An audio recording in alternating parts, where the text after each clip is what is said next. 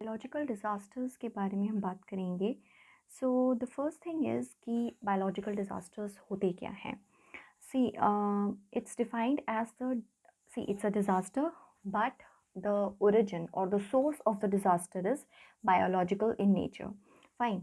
So the devastating effects caused by an enormous spread of a certain kind of living organism, that may spread a disease, virus, infestation of plant, animal, or insect life on an epidemic or pandemic level. So it means what? That like एक बहुत ही enormous speed के साथ में अगर कोई living organism कोई disease spread करता है या कोई वायरस स्प्रेड करता है या किसी भी तरीके का प्लांट या एनिमल्स में इन्फेस्टेशन होता है, ठीक है, या इंसेक्ट लाइफ में, किस स्केल पे, एपिडेमिक लेवल पे या पैंडेमिक लेवल पे। I have already told in one of my video कि एपिडेमिक एंड पैंडेमिक दोनों में डिफरेंस क्या होता है, एपिडेमिक और पैंडेमिक में। ठीक है, जब एपिडेमिक ग्लोबल स्केल पे हो जाता है that is pandemic. Right now we are facing pandemic कोविड-19, fine, and which is also a zoonotic disease, ठीक है, जो कि एक वायरस की वजह से है। सो ओके, सो इस वजह से हम लोग जो है बायोलॉजिकल डिज़ास्टर को एक्चुअली स्टडी भी कर रहे हैं। सो द थिंग इज़ कि ये होता है बायोलॉजिकल डिज़ास्टर जिसमें कि डिवास्टेटिंग इफेक्ट्स देखने को मिलते हैं because of the spread of a certain kind of living organism. And वो लिविंग ऑर्गेनिज्म क्या करता है, what it does, it spread a disease, virus और infestation. See the infestation can be like with in the flora, it can be within the fauna, fine, or like within the human beings as well। और उसका scale epidemic level पे भी हो सकता है, pandemic level पे भी हो सकता है। एपिडेमिक लेवल पे अगर होता है तो बायोलॉजिकल डिजास्टर्स, उसमें मतलब ये होता है कि it affects a large number of people with in a given community और एरिया, फाइन। अगर पेंडेमिक लेवल पे होता है इसका मतलब it is a disaster of global scale, मतलब ज़्यादा रीजन इसने कवर किया है, समटाइम्स इंटायर कॉन्टिनेंट्स या फिर ग्लोब, जैसे स्वाइन फ्लू हुआ था या अभी कोविड-19 हुआ, ठीक है। सो दिस इज़ क्या कहते हैं उसको, पैंडेमिक लेवल पे हो गया। अब हम बात करेंगे कि सी बायोलॉजिकल जो डिज़ास्टर्स हैं उन्हें हम बायोलॉजिकल हज़ार्ड्स भी कह सकते हैं, या फिर हम इन्हें जो है बायो हज़ार्ड्स भी कहते हैं, which refers to biological substances और organic matters produced by parasites, viruses, bacteria, fungi and protein that pose a threat to the health of living organisms primarily, ठीक है। अब दैट ऑफ, इसके आगे का मिस है, primarily that of the health of the living organisms, primarily हम human beings की ही बात यहाँ पे कर रहे हैं, ठीक है। So United States centre for disease control actually क्या करता है, बायोलॉजिकल हज़ार्ड्स को ना कुछ कैटेगरीज में डिवाइड करता है, ठीक है।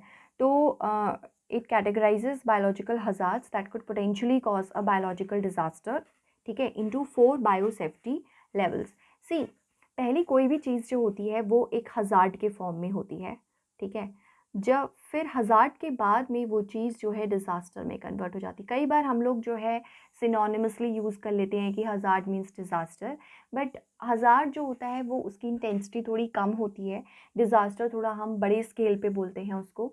तो United States centre for disease control ने बायोलॉजिकल हज़ार्ड्स को 4 कैटेगरीज में डिवाइड किया है कि इनका क्या पोटेंशियल है कि बायोलॉजिकल डिज़ास्टर में कन्वर्ट हो सकते हैं, ठीक है। तो उसके बेसिस पे इन्होंने बोला है जैसे कि BSL 1, 2, 3, 4, ठीक है। BSL 1 में for example by see I don't think this is important, all we need to know is that yes there is categorisation of the biological hazards, fine. So for example BSL 1 में bacteria and viruses होते हैं, some cell cultures, non infections bacteria. BSL 1 में actually जो भी viruses या जो भी pathogens हैं उनसे प्रोटेक्शन हमें मिनिमल ही रखनी पड़ती है, कोई इतना ज़्यादा डेंजरस नहीं होते हैं कि सपोज़ अगर ये है बायो सेफ्टी लेवल 1, राइट। तो सपोज़ कोई उस लैब में काम कर रहा है तो वहाँ पे बायो सेफ्टी लेवल 1 के अकॉर्डिंगली उनको ग्लव्स पहनने पड़ेंगे, फेशियल प्रोटेक्शन के लिए मास्क पहनना पड़ेगा, ठीक है। ज़्यादा होगा तो PPE किट्स पहन लेंगे, ठीक है। तो मतलब ज़्यादा प्रोटेक्शन की ज़रूरत नहीं है इन पैथोजन से। ऐसे ही BSL 2 में जब आओगे, बायो सेफ्टी लेवल 2 में, तो थोड़ा आपको प्रोटेक्शन जो है बढ़ानी पड़ेगी, क्योंकि यहाँ पे it can cause only mild disease to it can cause only mild disease to humans, ठीक है। सो फॉर एग्जांपल इसमें मीजल्स हो गया, HIV हो गया, ठीक है। तो इसमें प्रिकॉशन इज़ लिटिल एक्सट्रीम। आप इसमें थोड़ा और जैसे आपके जो भी मतलब सेफ्टी कैबिनेट्स हैं होने चाहिए, प्रॉपर केबिन्स में आप काम करोगे if suppose you are dealing with that pathogen, fine. इसी तरीके से we have BSL-3, then BSL-4। BSL-4 में जिन पैथोजेंस को डील किया जाता है मोस्टली वो वायरसेस होते हैं जो कि एक्चुअली फैटल होते हैं ह्यूमंस के लिए, ठीक है, जिसमें फर्टिलिटी रेट जो है वो ज़्यादा होता है, जिनका या तो कोई ट्रीटमेंट नहीं है, कोई वैक्सीन नहीं है। फॉर एग्ज़ाम्पल इबोला वायरस था, ठीक है। तो प्रोटेक्टिव मेजर्स इसमें बहुत ज़्यादा रखने पड़ते हैं, include the use of a positive pressure personal unit, ठीक है, with a segregated air supply, means जो एयर सप्लाई भी होती है वो भी प्रॉपर रखनी पड़ती है। सो इस तरीके से जब बायोलॉजिकल हज़ार्ड्स के स्केल को मेजर करा जाता है उसी अकॉर्डिंगली जो है बायो सेफ्टी लेवल्स भी होते हैं जब लेबोरेटरीज़ में इन पे काम किया जाता है, फाइन। सो ये हमने कुछ लेवल्स देख लिए। We have seen the definition of biological hazard and biological disaster as well. क्या इनसे रिलेटेड कोई लेजिस्लेशंस हैं हमारे पास में? There are a number of legislations that control and govern the nation's health policies. जैसे we have water prevention and control of pollution act, air prevention and control of pollution act. Then मतलब ये सब चीज़ें, ये जितने भी acts हैं ना, इसमें बायोलॉजिकल हज़ार्ड कवर्ड होता है। एनवायरमेंटल प्रोटेक्शन एक्ट, ये एक्ट जो है बायोमेडिकल वेस्ट को कैसे ट्रीट करना है ये भी बताता है। Then we have disaster management act. जब अभी कोविड-19 के टाइम पे लॉकडाउन लगाया गया तो it was under disaster management act as well, okay. Disaster management act was one of the most important provision that has been used by the government and the administrative machinery, provides for an institutional and operational framework at all levels for disaster prevention, mitigation, preparedness, response, and recovery. Since we are talking about disasters, right, although it may be biological in nature, so definitely disaster management act has to be invoked, okay। Then occupations और workplace पे ऐसे कौन से work place या occupations होते हैं जहाँ पे कि लोग बायोलॉजिकल हज़ार्ड्स के कांटेक्ट में आ सकते हैं? जैसे मेडिकल स्टाफ सबसे ज़्यादा प्रोन होता है, ठीक है। एम्प्लॉयज़ जो एनवायरमेंटल हाइजीन सर्विसेज में काम कर रहे होते हैं, एग्रीकल्चर सेक्टर में काफ़ी ज़्यादा, agriculture sector, fishery, veterinary services, इसमें तो बहुत ज़्यादा इशू होते हैं क्योंकि because most of the disease are zoonotic in nature, right. Then indoor workplaces, जैसे जो एनक्लोज्ड एरियाज़ होते हैं वहाँ पे जहाँ पे सेंट्रल एयर कंडीशनिंग होती है ना, जैसे कि अभी जब कोविड-19 इट स्टार्टेड, सो मॉल्स वगैरह बंद किए गए during the lockdown phase period. Even जब लॉकडाउन खुला तो भी बोला गया कि मॉल्स में इनिशियली एसी नहीं चलेंगे because malls and all these places they have central air conditioning system. So air का सर्कुलेशन जो है प्रॉपर नहीं होता है, बाहर की एयर अंदर नहीं आती है, अंदर की एयर ही सर्कुलेट करती रहती है। सो लाइक जो लोग होते हैं ऐसी कंडीशन में they are more prone, they are more vulnerable to have infections if suppose there is somebody who is infected. So indoor workplaces are equally vulnerable, fine। So prevention and control measures क्या लिए जा सकते हैं इसमें? तो prevention and control measures में हमें first of all eliminate करना होगा source of contamination, obviously that is fundamental, ठीक है। And before some preventive measures कैसे हो सकते हैं? Engineering controls. इंजीनियरिंग कंट्रोल्स इस तरीके से कि हम बायो हज़ार्ड को फैलने से रोक पाएँ।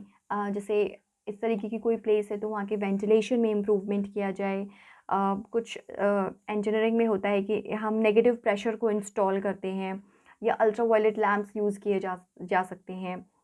Apart from that most important thing is personal hygiene, fine. Personal hygiene like washing hands and all, ये सब हम अभी ये पॉइंट्स बहुत जनरल लग रहे हैं बट वाइल राइटिंग आंसर्स और एसेज ये पॉइंट्स याद नहीं आते हैं, ठीक है। सो वहाँ पे ये पॉइंट्स जो हैं हेल्प करेंगे and if you just revise this video 1 or 2 times and it would be just fit in your mind.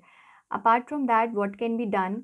Personal protection equipments, PP units पहन सकते हैं वर्क पे। स्टेरलाइजेशन, जिसमें अल्ट्रा हीट या हाई प्रेशर का यूज़ किया जाता है टू एलिमिनेट बैक्टीरिया, या बायोसाइड यूज़ किया जाता है माइक्रो ऑर्गेनिजम्स मारने के लिए। And very very important is respiratory protection, include surgical mask, N95 और एनी अदर मास्क, फाइन। सो ये कुछ ऐसी चीज़ें हैं जो वर्क प्लेस पे यूज़ की जाती हैं, करी जा सकती हैं, इवन पब्लिक प्लेस पे यूज़ की जा सकती हैं। प्रिवेंशन कैसे किया जा सकता है? ऑब्वियसली प्रिवेंशन से बेटर कोई चीज़ नहीं है, ठीक है। So the important means of for prevention of biological disaster include environmental management. Water supply safe होनी चाहिए, प्रॉपर मेंटेनेंस होना चाहिए सीवेज पाइपलाइन का। फाइन। क्योंकि बायोलॉजिकल जो डिज़ास्टर्स हैं, ये बहुत ज़्यादा ये बोला भी गया है रिपोर्ट में कि अभी लाइक वाटर क्राइसिस ऑलरेडी है and water pollution is at its peak also apart from the air pollution. So आने वाले डिज़ास्टर्स वाटर पॉल्यूशन की वजह से भी हो सकते हैं, ठीक है। एंड बहुत सारे एपिडेमिक्स वाटर बॉर्न डिजीज़ की वजह से हो सकते हैं, हो भी चुके हैं पहले, जैसे कोलरा है, हेपेटाइटिस है, diarrhea and dysentery. Fine.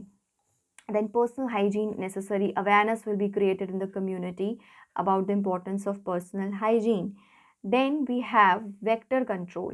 The important components of vector control programs. अगर हमें vector को control करना है, ठीक है, मतलब vector वो जो उन pathogens को carry कर रहे हैं, ठीक है। फॉर एग्जाम्पल मॉस्किटोज हो गए इन केस ऑफ मलेरिया, ठीक है। तो प्लाज्मोडियम वाइवेक्स कैरी करते हैं जो मलेरिया की एनोफ्लीज मॉस्किटो होती है। तो वेक्टर कंट्रोल के लिए एनवायरमेंटल इंजीनियरिंग, ये टर्म इंपॉर्टेंट है, environmental engineering. Fine. And elimination of जहाँ पे ब्रीडिंग प्लेसेस होती है, वाटर मैनेजमेंट और ऑल दिस मॉस्किटोज के रिगार्डिंग आप लोग लिख सकते हो आराम से। Outdoor fogging and control of vectors, keep watch on the rodent population. Rodent, क्योंकि जो प्लेग वगैरह है ये रोडेंट से फैलती है, ठीक है। उसके अलावा and plague has been in news, ठीक है, bubonic plague has been in news because of the epidemics disease act 1897। And India में जब 1897 में ये प्लेग फैली थी तो एक्चुअली ये वाला एक्ट लाया गया था, तो इस वजह से भी ये न्यूज़ में है। Then prevention of post disaster epidemics. होता क्या है, कई बार लाइक डिज़ास्टर हुआ किसी भी नेचर का, उसके बाद में जो है क्या होता है, उसके बाद में जो एपिडेमिक फैलता है। See the risk of epidemic is higher after any type of disaster, चाहे वो नेचुरल हो चाहे वो मैन मेड हो। For example flood sign, floods के बाद में एपिडेमिक बीमारियाँ फैलना और ये सब शुरू हो जाता है। हो सकता है कि कोई नेचुरल मान लीजिए डिज़ास्टर है, ठीक है, वो हो सकता है कि उसका नेचर जो है ना बायोलॉजिकल डिज़ास्टर में कन्वर्ट हो जाए पोस्ट डिज़ास्टर। तो प्रिवेंटिव मेजर्स लेने ज़्यादा बेटर होते हैं। So we should have like integrated disease surveillance system, so that ये जो भी मतलब प्रोबेबल सोर्सेज हो सकती हैं ये उनको मॉनिटर करेगा, स्प्रेड के मोड्स को देखेगा और इन्वेस्टिगेट करेगा डिजीज़ को। अपार्ट फ्रॉम दैट हम क्या कर सकते हैं, detection and containment of outbreak would entail 4 basic steps. First of all, तो जो प्राइमरी हेल्थ केयर प्रैक्टिशनर्स हैं उन रिकग्निशन एंड डायग्नोज उन्हें करना होगा। फिर उन्हें कम्युनिकेशन करना होगा, किस चीज़ का, communication of surveillance information to public health authorities. And apart from that epidemiological analysis, अगर ये टर्म याद रह जाता है तो बहुत अच्छी बात है, ठीक है। एनालिसिस करना होगा जो भी डेटा सर्वेलेंस कर कर हमको मिला है, एंड एप्रोप्रिएट मेडिकल ट्रीटमेंट देना होगा। ये सारी चीज़ें कोविड के केसेस में भी अप्लाई की जा सकती हैं, या कोई केस स्टडी होती है कोविड रिलेटेड कि क्या करना चाहिए और what should be the course of the action. तो अगर कोर्स ऑफ एक्शन हमसे पूछा जाता है तो हमें पता होना चाहिए कि हमें सबसे पहले तो ऑब्वियसली जो प्राइमरी लेवल पे जो हेल्थ केयर प्रैक्टिशनर्स हैं उन्हें ये रिकॉग्नाइज़ करना होगा कि हाँ प्रॉब्लम है और उसका डायग्नोस करना है हमें। उसके बाद में जब सब पता चलता है तो हम फिर एक सर्वेलेंस लगाएंगे, ठीक है, पब्लिक हेल्थ अथॉरिटीज़ को इन्फॉर्मेशन देने के लिए। फाइन। जब ये चीज़ क्लियर हो जाएगी तब हम एनालिसिस करेंगे उस सर्वेलेंस डेटा का, and then appropriate medical treatment और पब्लिक हेल्थ मेजर्स लिए जाएंगे। Apart from that biosafety and biosecurity हमें लेनी पड़ेगी। बिल्डिंग्स एंड ऑफिसेज़ को इस तरीके से हमें बनाना पड़ेगा कि बायोलॉजिकल एजेंट्स के जो भी इफ़ेक्ट्स हैं उनको कम किए जा सकें, ठीक है। जैसे कुछ फ़िल्टर्स होते हैं, for example this HEPA filters ventilation systems में यूज़ किए जाते हैं, जो कि क्या करते हैं, इन्फेक्शियस माइक्रोब्स को ना अंदर बिल्डिंग्स में एयर सर्कुलेशन के थ्रू घुसने से रोकते हैं। तो इस तरीके की चीज़ें हम यूज़ कर सकते हैं, such type of filters. And last में we can say that see biological hazards can kill or they may cause discomfort and affect the health and performance of employees, but we have to be vigilant in preventing and controlling biological hazards. See, overall जितना भी कुछ था उसमें main चीज़ जो निकल कर आई ना, that is prevention. Prevention से अच्छा कुछ नहीं हो सकता है, and COVID-19 has already like told us the limitations within the health system, specially with respect to India की अगर हम बात करें, with respect to health system, with respect to surveillance in the health sector. So इन सारी चीज़ों को tackle करना होगा, ठीक है। And so we can fight with the biological hazards और बायोलॉजिकल डिजास्टर्स। Thank you.